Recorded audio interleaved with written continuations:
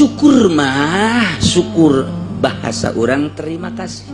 Cak Gusti Allah malam yaskurin nas lam yaskurillah. Jelema nu teu syukuran ka manusia teu syukur ka Allah.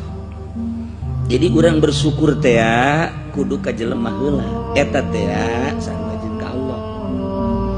Urang keur cicing bae poe Minggu hujan gede jol bae jelema. Keur cicing bae teu ka mana? Henteu. Tah, teu ka mana uga yang dibere ku Haji Samsul 2 bungkus. Aboh. Molotot teh teu kicep-kicep. Bersyukur tata, bersyukur. Alhamdulillah. Kalau wudu heula. Allahu Akbar, bersujud syukur. Lantaran nyana dibere Haji Samsul 2 bungkus.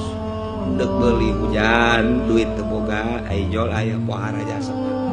Aya syukur, ngaranna bersyukur ka jelema anu mere nikmat ka urang sarua jeung bersyukur ka Gusti Allah. Ngan dibuktikeun ku ari mah. Dibuktikeun kos kumaha si bentuk syukur nu asli. Bentuk syukur nu asli tergantung jelemana. Lamun alim bitaklimihi, kiai kumagaan eta adalah bentuk syukur, teu kudu ngomong. Lamun hiji jelema dibere ilmu ku Gusti Allah nyana daek magahan ngaji, dek saurang, dek duaan, dek 10, dek 100, lu jelas nyana magahan ngaji, tak eta bentuk syukur.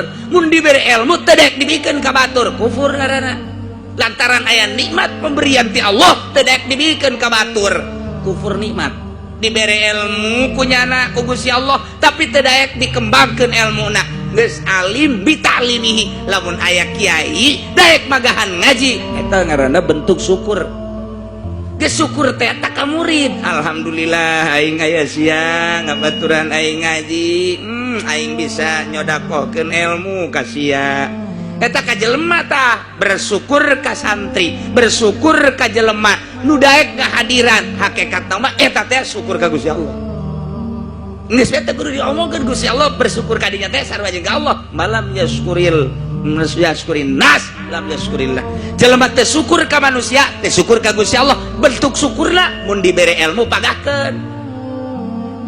Tah, santri ngan 3 bae. Mingguan teu jauh ti 5. Kitu ge mun teu hujan. Hujan eueuh hiji-hiji acan. Gas, eureun. Kufur. Kufur nikmat. Lamun pemerintah biadli, syukurul imam biadli, syukurna seorang pemerintah adil. Lamun aya imam ti mimiti RT datang ke presiden, tah eta teh ngaranna imam nyana bisa adil, teu kudu ngomong alhamdulillah, teu kudu ngomong muji ka Gusti Allah, dengan bisa adil geus bersyukur berarti. Eta bentukna bae heulana urang mah bentuk. Geus lamun aya lurah bisa adil, teu kudu loba omong, keur syukur ka Gusti Allah. Aya camat adil, teu kudu loba omong, syukur ka Gusti Allah, ngan ngabentukeunna dibentukeun adil ka rakyat. Bupati adil, eta teu kudu ngomong geus, Allah memuji, sia keur bersyukur ka aing lantaran aing nitipkeun jabatan ka sia, ku sia dipake jabatanana pake jujur jeung adil. Sia teh keur ngalaksanakeun syukur ka aing dengan pelaksanaan jujur sia jeung adil, sia teu kudu ngomong ka Allah, asal jangan ngalaksanakeun adil, adilna imam, syukur berarti ka Gusti Allah. Lamun sugih, lamun lu sugih bisa dakotihi. Lamun aya jelema sugih bisa sedekah teu kudu ngomong, eta adalah bentuk syukur ka Gusti Allah. Lantaran mun teu boga nya teu bisa sedekah. Nah kuari dengan sedekahna berarti keur bentuk syukur ka Gusti, teu kudu ngomong-ngomong ka Allah geus. Henteu kudu asal aya paket miskin tah, asal aya butuh tah, eta teh geus berarti syukuran ka Gusti Allah. Sanajan hatena poho ka Gusti Allah nyana keur ngalaksanakeun syukur ka Gusti Allah. Jadi lamun alim bitaklimihi, imam biadlihi, lamun nusugi bisodakotihi, etalah bentuk-bentuk syukur.